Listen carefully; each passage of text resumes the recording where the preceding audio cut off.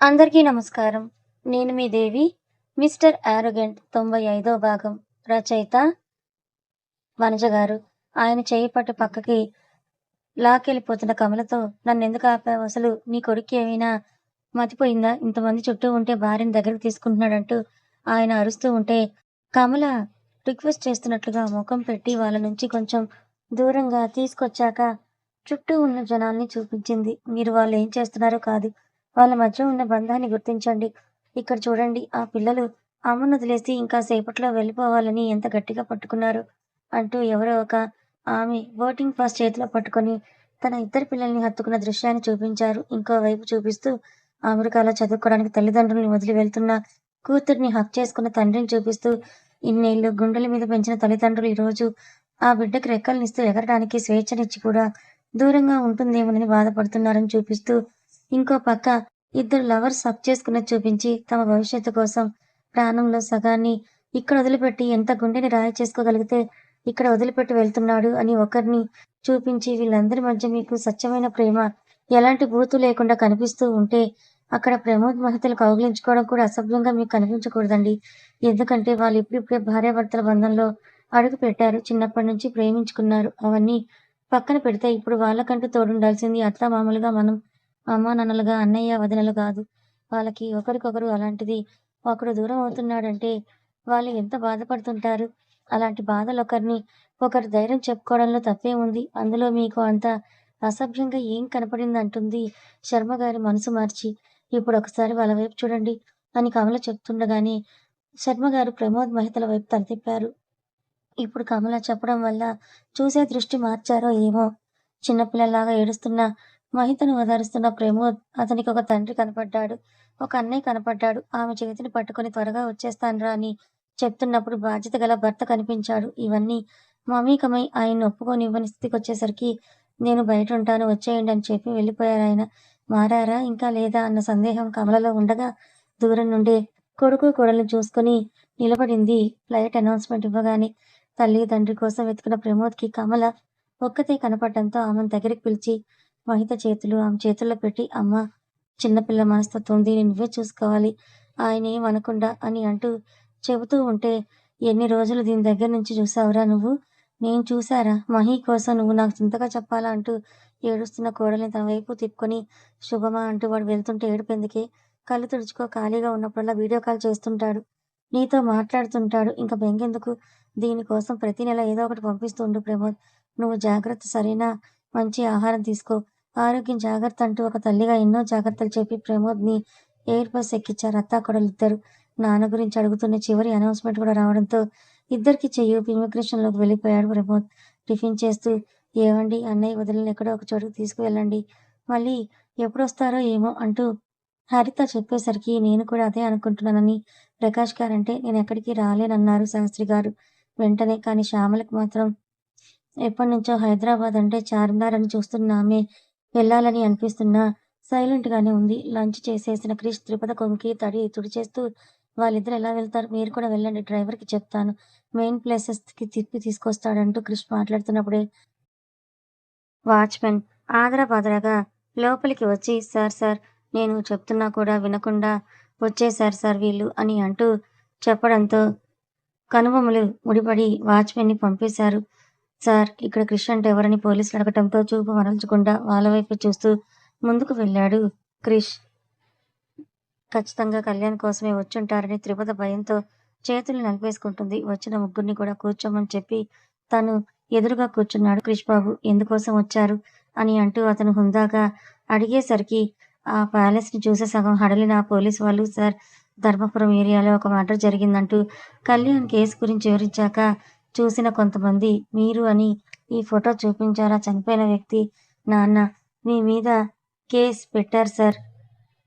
మీరొకసారి స్టేషన్‌కి రావాల్సుంటుందంటూ పోలీసులు చెప్పేసరికి, వాళ్ళు రాగానే డైనింగ్ టేబుల్ వదిలేసి క్రిష్ వెనకే వచ్చిన త్రిపద అదంతా వింటూ ఆయనెక్కడికి రారు. ఆయనేం తప్పు చేయలేదు. కావాలని చంపలేదంటూ త్రిపద చెప్తుంటే, ఆమె చేతిని పట్టుకున్న అతను కళ్ళార్పి సో నేను స్టేషన్‌కి రావాలి అంటారు అంతేనా? అని అడిగితే, ఆ వాయిస్‌లోని సీరియస్‌నెస్‌కి భయపడుతూనే తల నిలువు అడ్డంగా ఊపేస్తున్నాడు పోలీస్. 10 మినిట్స్ టైమ్ ఇస్తున్నాను.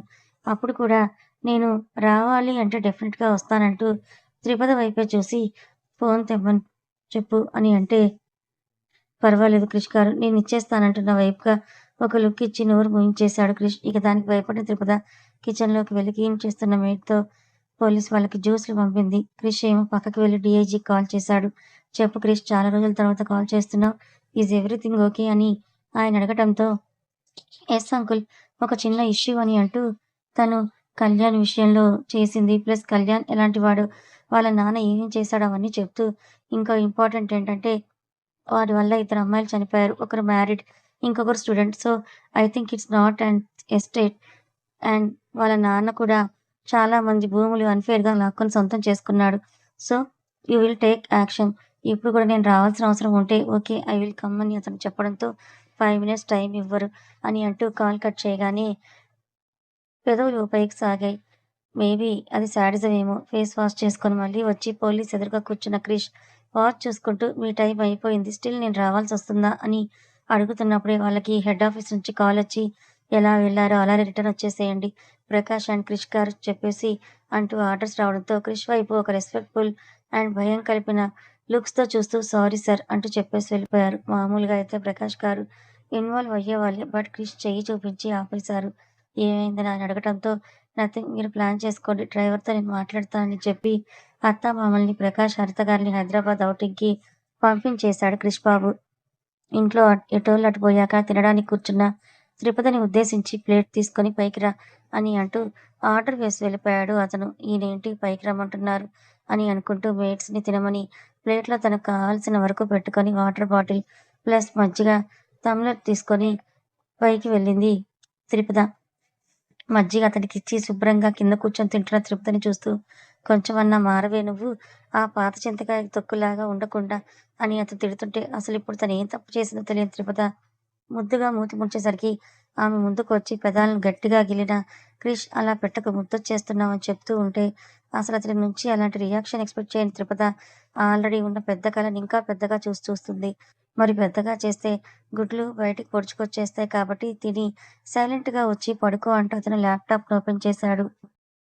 ఇంకెక్కడ తింటుంది తనకి ముద్ద గొంతు దిగకపోవడంతో లేచి వెళ్ళబోతున్న ఆమెను ఒక్క చూపుతో ఆపేసి అదే చూపుని మెయింటైన్ చేస్తూ ప్లేట్ ఖాళీ చేసేలాగా లుక్ ఇచ్చాడు క్రిష్.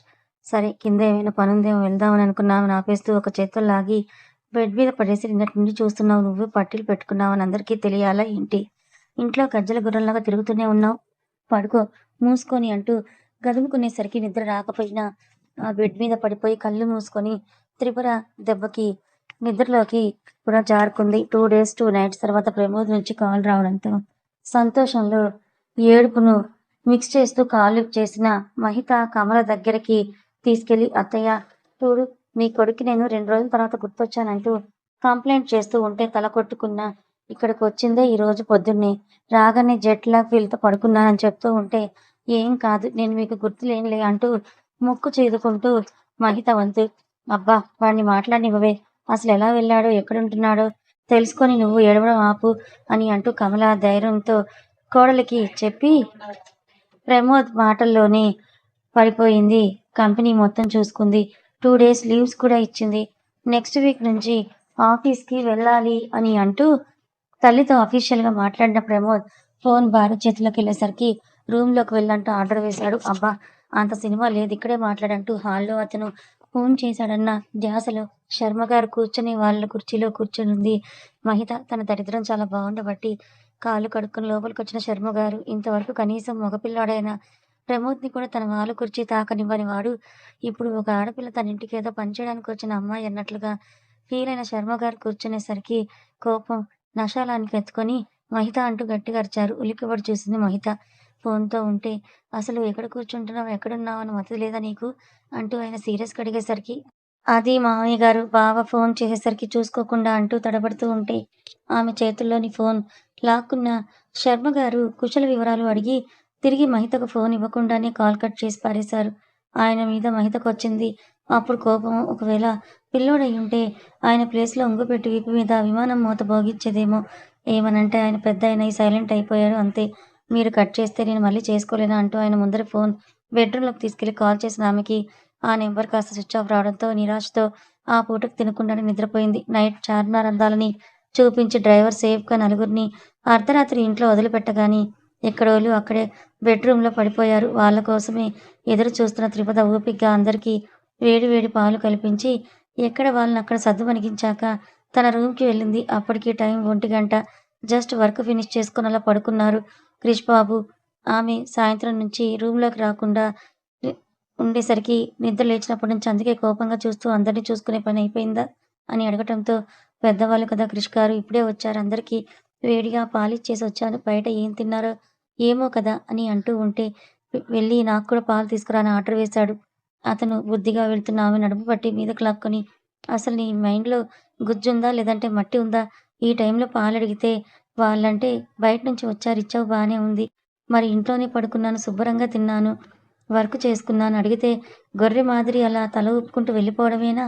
అని అంటూ ఆమె మెదడు మీద పొడిచి అలాగే వెనక్కి వాలిపోయాడు క్రిష్. మీరు సెటిల్ అయ్యేంత వరకు పిల్లల్ని వద్దన్నారు కదా క్రిష్ గారు అంటూ ఆమెను కింద చేర్చి తను పైకి వస్తున్న క్రిష్‌ని చూసి ఆందోళనగా అడిగింది త్రిపద. పిల్లలు వద్దు అన్నానంటే సపోజ్ చెట్టుకి పండ్లు లేకపోయినా నీళ్లు పోయడం ఆపమని కాదు కదా! ముద్దు అన్నా ఇవ్వు అనేసరికి అసలు అతడు దీని గురించి ఎలా చెప్తున్నాడో అర్థం కాలేదు త్రిపదికి.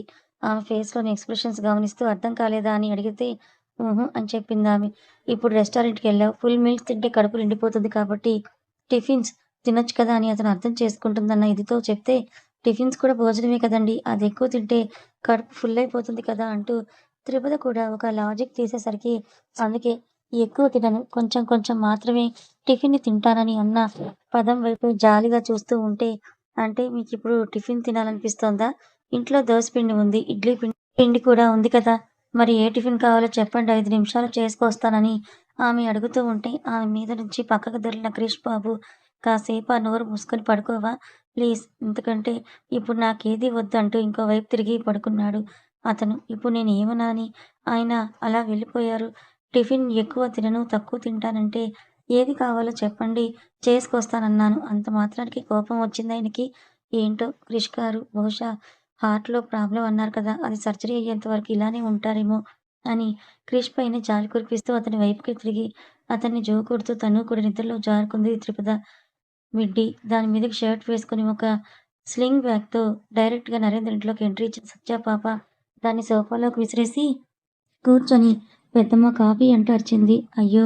నా బంగారమే అంటూ కవిత కిచెన్‌లోకి వెళ్ళి కాఫీ కలిపి తీసుకొచ్చి ఇచ్చి ఆమె హెయిర్‌ని సవరిస్తూ ఎక్కడెక్కడో తిరిగొచ్చావు నాన్న అని అడుగుతూ ఉంటే తను చూసినవన్నీ యాంగ్జైటీగా చెప్పిన సత్య అన్ని ప్లేసెస్ బాగున్నాయి కానీ మెయింటెనెన్స్ అస్సలు బాలేదని చెప్తూ ఉంటే అక్కడే ఉన్న సురేంద్ర, కస్తూరి కూడా వచ్చారు. ఇప్పుడు కూతురు క్రిష్ గురించి అడిగితే ఏం చెప్పాలి అన్న భయం సురేంద్రలో కనబడుతూనే ఉంది. ఈరోజు మొత్తం నన్నెవరూ డిస్టర్బ్ చేయకండి. ఫుల్ నిద్రొస్తోంది. రెస్ట్ తీసుకోవాలంటూ ఆమె టక్కుమని తన రూమ్ వైపు వెళ్ళిపోతుంటే త్రిపదతోనే కాల్ మాట్లాడుతున్న బృంద నవ్వుతూ అలా వదిన, ఇలా వదిన అని చెప్తూ ఉంటే ఆ వదిన అన్న పిలుపు చెవిలో పడిన సత్య ఆగి హూ ఆర్ యూ టాకింగ్ అని ఆమె అడిగేసరికి మా వదిన అని చెప్పింది సత్య. అడిగేసరికి not village girls త్రిపద my brother's wife అని బృంద కూడా నేనేం తక్కువ కాదన్నట్లుగా ఆన్సర్ ఇచ్చేసరికి ఒక నిమిషం టక్కయిపోయింది సత్య పాప. వాళ్ళు మాట్లాడేది కిందకి బానే వినిపిస్తూ ఉండడంతో సురేంద్ర కూడా కూతురి వైపు టెన్షన్‌గా చూశాడు. ఇప్పుడు ఇంట్లో ఏమేం పగులుతాయో, ఏమేం విరుగుతాయో అంటూ ఊహిస్తూ. ఇంతకీ మీరేమనుకుంటున్నారు? సత్యని తిరుపతికి సమితిని చేద్దామా? ఏమంటారు? ఇంతకీ మన క్రిష్ బాబులో ఈ యాంగిల్ ఎలా ఉందో మీరు చెప్పనే లేదు. ముందు ఓకేనా? ఇప్పుడు క్రిష్ ఓకేనా? వెయిట్ చేయండి. త్వరలో త్రిపుత, క్రిష్ కూడా విడిపోతారేమో చూద్దాం. కామెంట్స్ మాత్రం ఖచ్చితంగా ఇవ్వాలి. కథ నచ్చితే లైక్ చేయండి. మరికొంతమందికి షేర్ చేయండి. ఇలాంటి మరిన్ని మంచి కథల కోసం ఛానల్‌ని సబ్స్క్రైబ్ చేసుకోండి. Thank you so much.